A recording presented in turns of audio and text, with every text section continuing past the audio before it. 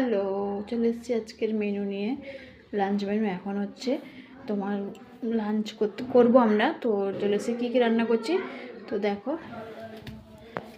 এখানে হচ্ছে ভাত, আর এখানে হচ্ছে সবথেকে শীতকালের ফেভারিট জিনিস সবার মনে হয়, আমার সবারও, বেগুন পোড়া। আর এখানে আছে ফুলকপির তরকারি,